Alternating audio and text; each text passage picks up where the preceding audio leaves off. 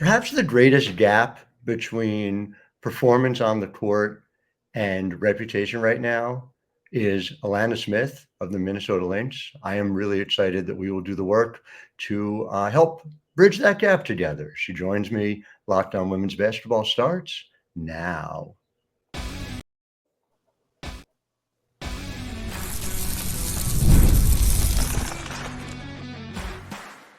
You are Locked On Women's Basketball, your daily podcast on women's basketball. Part of the Locked On Podcast Network, your team every day.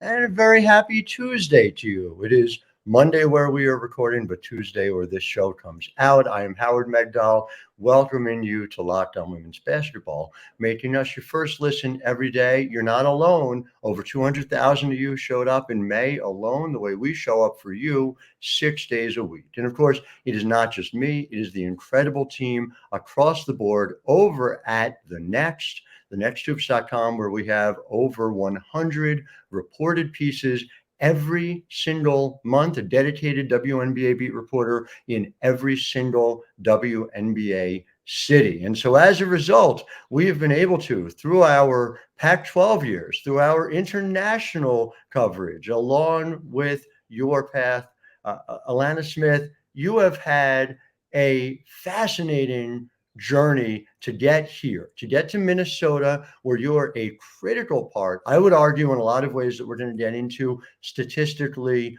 the missing piece for what Cheryl Reeve has been trying to build with this 2024 team. So welcome to you, number one. I want to start with how it feels to be established now after these several years, several stops along the way of trying to prove yourself at the most difficult league there is. Yeah, I mean, it's definitely been a journey, and one that I don't think I would want to change because it's helped me get to the point that I'm at today.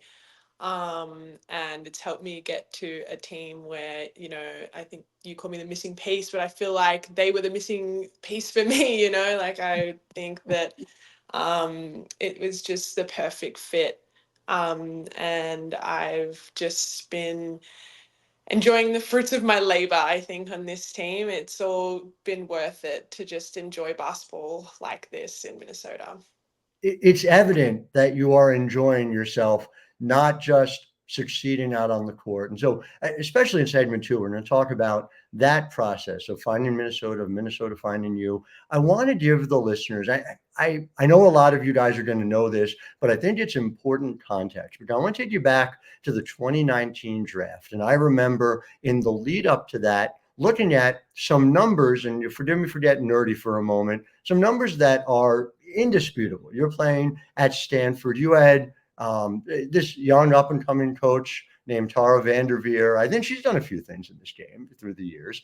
And she talked about the role that you played, the importance that you had on that team. You had a block percentage north of 7% as a senior. That was not out of line with what you did throughout your career there. Just a rim protector. The value of that is enormous. The turnover percentage was the second part that was so significant to me. The fact that you were 13.6, you took such good care of the basketball. And the third part of it was how efficient you were, especially around the rim for somebody who can stretch the floor. So you put all that together, and I point this out for a very significant reason, which is to say, those are pro-ready tools. Those are 2019 pro-ready tools. They're even more 2024 pro-ready tools. You get picked 8th overall. You played 3 years in Phoenix, and at times struggling to get minutes. And so what I wonder from you, as you look back on it, do you feel like you said Minnesota came and found me as, they were the perfect missing piece for me.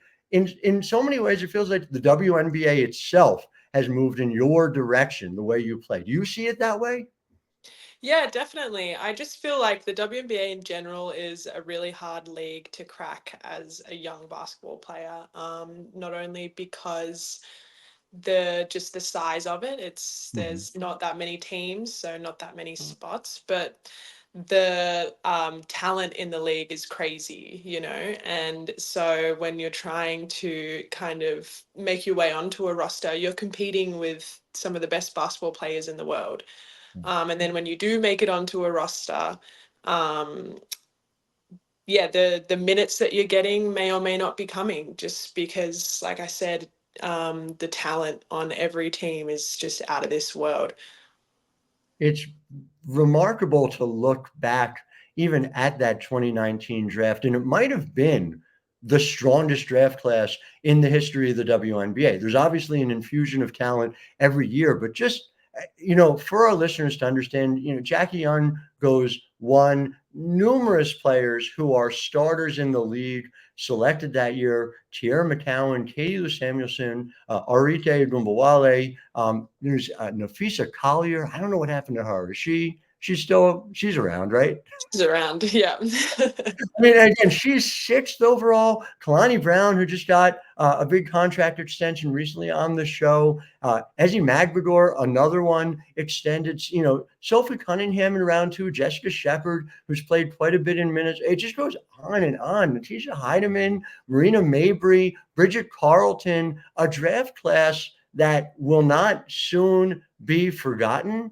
And so, do you think that plays a part too in, as you're trying to establish yourself as a young player, that there was such an infusion of talent that particular year? Yeah, definitely. I think that that year, especially, like you said, just the sheer number of players that made rosters and stuck around on the rosters made a huge difference. And they weren't necessarily playing early on either, but I think just them sticking around on rosters year after year after year just proved that, like, the talent was there. And like I said, it just adds to the competitiveness of trying to make this league. You are obviously beyond that point now after signing a 2-year deal in Minnesota. But a lot of the groundwork for that, I know, was laid with what you did last year in Chicago. And kind of take me through the way in which you retain your confidence, your sense of who you are as a player, because that never, at least externally, seemed to waver. And I just wondered what that was like for you internally. Yeah, I mean, even me making my way to Chicago last year was a journey in itself. I had kind of thought to myself that after I'd been cut from Indiana the year before, that maybe the WNBA wasn't for me, Hmm. and that I could still enjoy and play basketball elsewhere.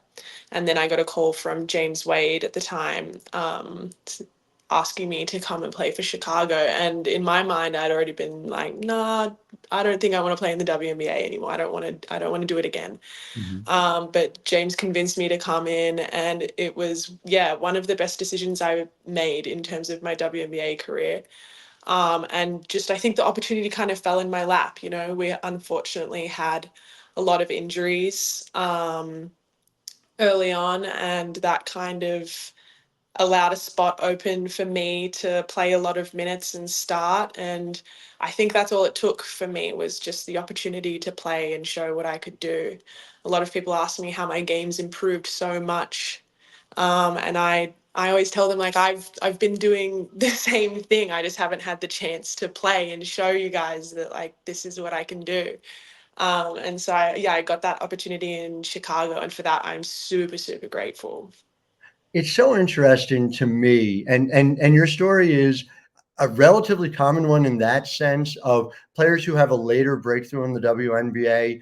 You can go and see what you're doing overseas, whether that was when you're playing domestically with the WNBL, or, ultimately getting to play in Poland and Euro Cup as well. And I guess the thing I wonder, and this is probably a good problem to have, but as salaries grow in the WNBA, more and more players can and probably will make the decision not to play overseas. And there's value to that too, of course, not having to play 12 months a year. But do you feel as if that balance is still something that people are going to have to figure out, especially as we get through, let's say the latter half of the 2020s, because you were able to get these reps at such a high level?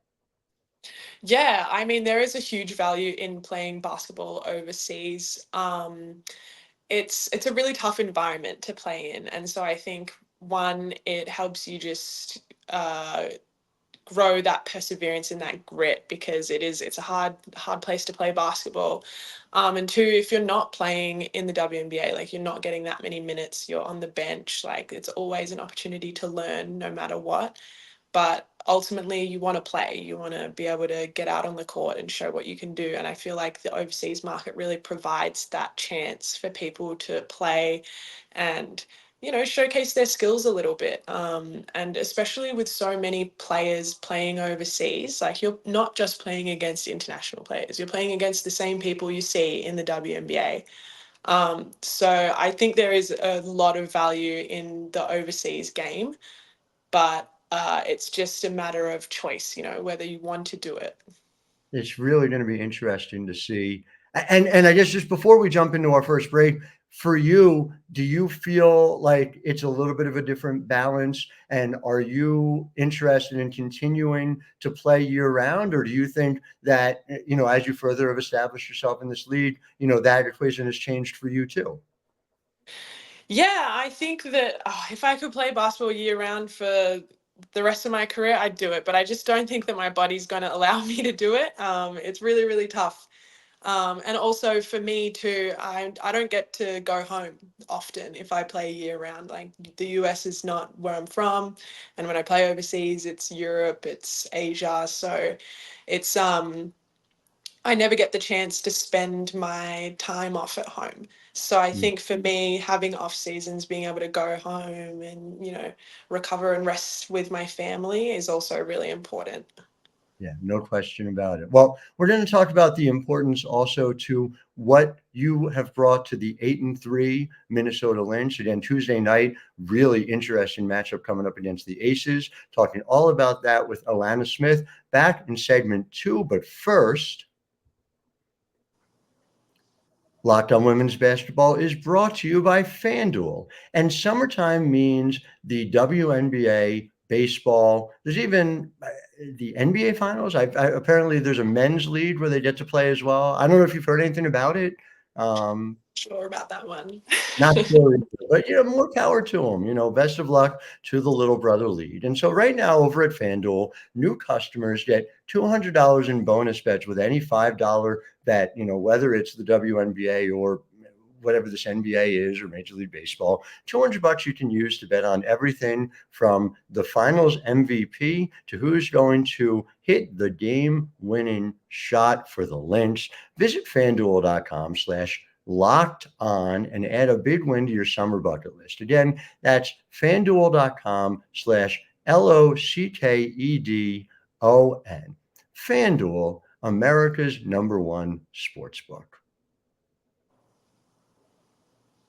Yeah, I have to do some digging into that NBA thing. That's the first I'm hearing of it. But back to what matters, WNBA and Alanna Smith, who I just want to put it in context. I want to give people a sense of how, to your point in segment 1, this is just what you've always been doing. You're just now getting this opportunity to do it. And so last year in Chicago, you were making 72.9% of your shots at the rim, which is just an absurd number. But you go back even in Indiana, and this was the part I, I am sure you had a similar frustration, but it sort of blew my mind at the time. You were shooting 83.3% at the rim. You were converting the opportunities. It was just about getting them. And so, despite the fact you are playing regularly, you are near the top of that scouting report. When the Lynx come to town, you're hitting 70%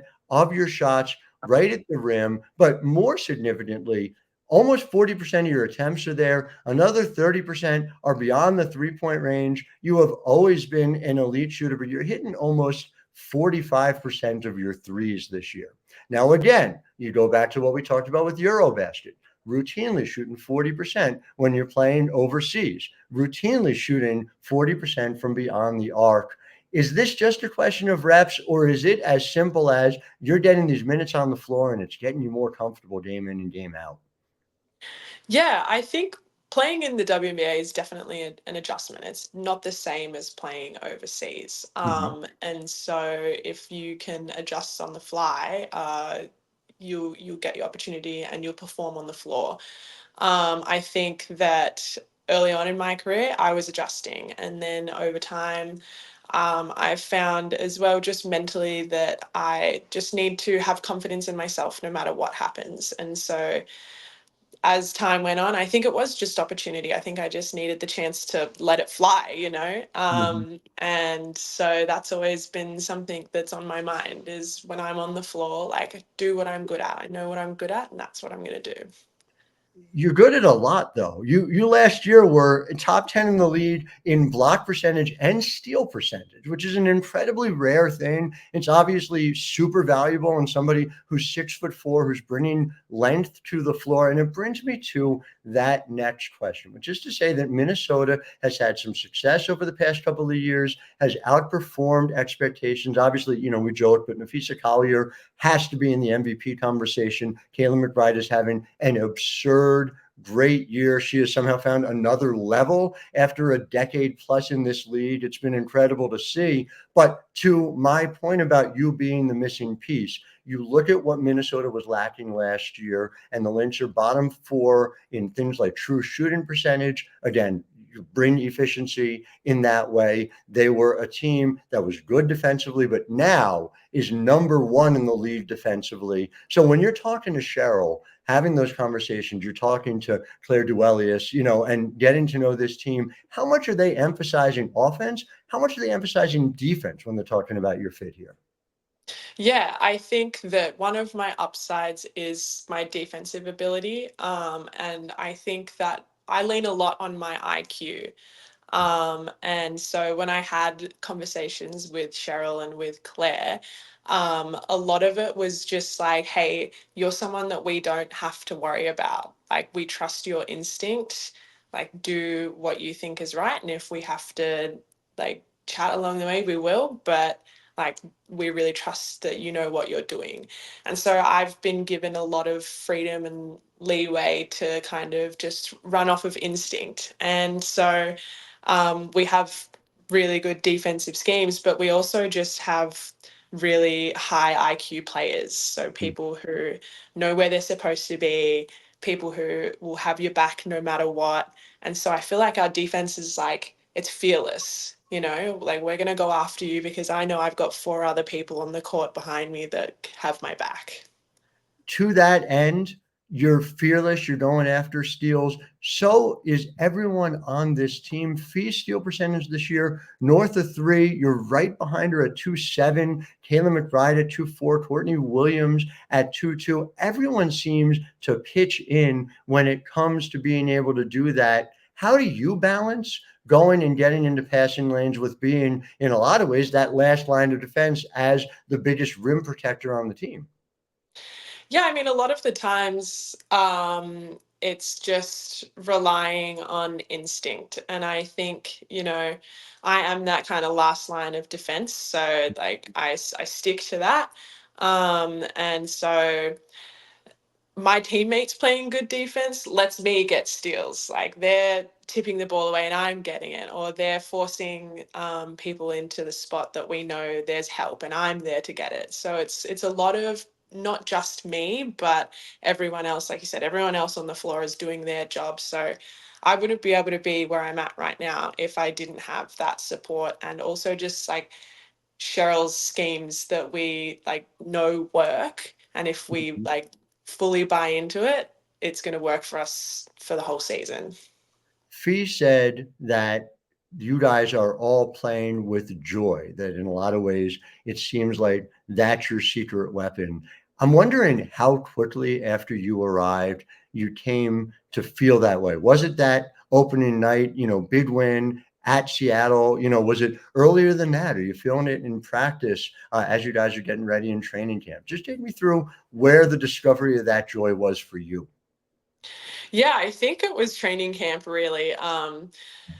I obviously played with Courtney last year, and we had a few other people from Chicago as well in training camp with us. So we all kind of came in like just knowing each other, and but also just super happy to be there. Like, this is a team that has an amazing reputation. a great coach, great facilities. Like they just look after you. They treat you like a professional. And so I think just training camp kind of set the tone. Like the energy was so high and it was so positive that we're just kind of riding that wave as we go. And, you know, winning helps with that. But I think the people as well, like just everyone around us is just in such a good headspace and super positive. And I mean, it's hard not to be when you're in a place like Minnesota where, like I said, you're treated like a professional, you have the best of the best facilities, everything. I think it's just an easy place to be. It is an easy place to be. You've heard from so many players there who have had that first class experience. It's gratifying to hear that you're getting this as well. However, we're going to have to talk about in segment 3 when Cheryl becomes the opposition. Coming up this summer when you are with Team Australia. So we'll be back in segment 3 with Alanna Smith right after this. But first, just want to talk to you guys about BetterHelp. And this episode is brought to you by BetterHelp. And something that I think is remarkable about BetterHelp is the opportunity to give folks a chance to work through things they're thinking about, they're wondering about, maybe they're worried about as well. We all have our support of our family, of our friends, but having somebody who has that ability to see outside of it and somebody like a therapist who can give us a new perspective on it helps us to process those things as well. And if you feel that way too, go ahead and give BetterHelp a try. It's very easy to use, online only, and it's designed to be convenient, flexible, and suited to your schedule. You just fill out a questionnaire, get matched with a licensed therapist, and if that match doesn't work, you can switch therapists at any time for no additional charge. So get it off your chest with BetterHelp by going to betterhelp.com/lockedonnba. You do it today, you get 10% off your first month. That's BetterHelp, HELP.com/lockedonnba. Back here in segment 3, and we're going to switch from Alanna Smith, Minnesota Lynx standout, to Alanna Smith, Team Australia standout, who, as you have been thinking about the Olympics, how do you strike that balance in your mind? Because obviously it's, I know, something that's been very, very important to you throughout your career. This WNBA season is, of course, relentless. What is that balance like? How does it shift? Or is it something where you just put it out of your mind until the time that you're leaving? Yeah, I think that obviously the Olympics is an amazing event that is always a privilege to be a part of and represent your country at. So it's no small thing and something that I feel like you should be thinking about. But I'm also trying to prioritize the W season as well because it's an important thing to be a part of as too. So I'm kind of viewing it as, you know, using these W games because it is very jam-packed season this year, as kind of prep for the Olympics. You know, I'm playing against a lot of Team USA members Right. already, so it's really good prep, I think, for the Olympics. And yeah, I'm trying to prioritize both. I think both are equally as important. Um, and yeah, like you said, I think it's important to keep a balance. When you guys are in practice or you're doing things as a team, any sort of Olympic talk yet with Fee or Bridget Carleton playing for Team Canada? Yeah, I mean we have some healthy banter. We've had some cool visits from like the US women's national team, the soccer team, Right. some of the players and their coach, and it was awesome to meet them and wish them luck, but not too much luck because they play Australia in their pools. So just Right. stuff like that, you know. Um, I always stay true to my Aussie roots, and so I'm always going to be Aussie first. Understood. And of course, Bridget Carleton's in your group, so it's going to be interesting to see that early on. I mean, I go back and I look, and we talked to Sandy Brondello on the show last week about this. And Sandy, obviously, as a player, over 300 caps as a player, and now as a coach, has not had that breakthrough winning gold moment herself yet. I wonder, because she says she does as well. Do you visualize it? Do you use that as part of your motivation of what that would feel like, to win that gold medal for your country this summer? Yeah, definitely. I think our goal always is to win gold no matter what tournament we're in or what Mhm. competition we're in. And I think it's just a different type of feeling when you're representing your country and you win a gold medal. And I think, the US has this amazing reputation of winning gold over and over and over again. And, we want a taste of that. We want to challenge that. And I think as well as the game grows, not only within the US, but globally, there's a lot more competition now. The talent pool is greater. And I think it's going to be a really, really exciting event because we feel really, really confident coming into this Olympic time. And rightly so. I mean, for those who don't know, the talent up and down the roster, those of us who have covered the league for a long time, we've gotten a chance to see you. We've gotten a chance to see Azu and Beck Allen. And, you can go up and down this roster, and there is so much talent there and an opportunity to make history the way that you said. It wouldn't be some sort of David and Goliath. This is an incredibly talented roster. Jade Melbourne too. Do you have a player who doesn't get as much attention on the national team that you think people are going to really be wowed by in the Olympics this summer? Yeah, oh my gosh. I think shout out to Steph Talbot out in LA. Um, and also, I'm going to mention Christy Wallace too.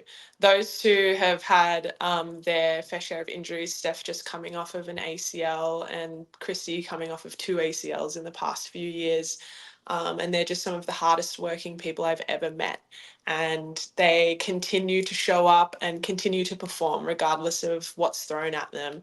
And so I think they just provide us that grit, Mhm. no matter what happens, they are going to stand up and fight. And they're super fun to play with, but they're also going to be a lot of fun to watch. It is a team you cannot miss. We've been privileged to chronicle Steph Talbot's recovery from her ACL over at the Next month by month. And Christy's been a multiple time guest on this program too. So again, from top to bottom, just a team to watch. So are the Lynx, the commonality, Alanna Smith, and everything that she is bringing. Alanna, thank you for your time. To our listeners, thank you as well for making us your first listen every day. We will be back with you on Wednesday as well. Kurt Miller, head coach of the Los Angeles Sparks, will join us for that one. Until then, I'm Howard Megdal, wishing all of you a wonderful Tuesday.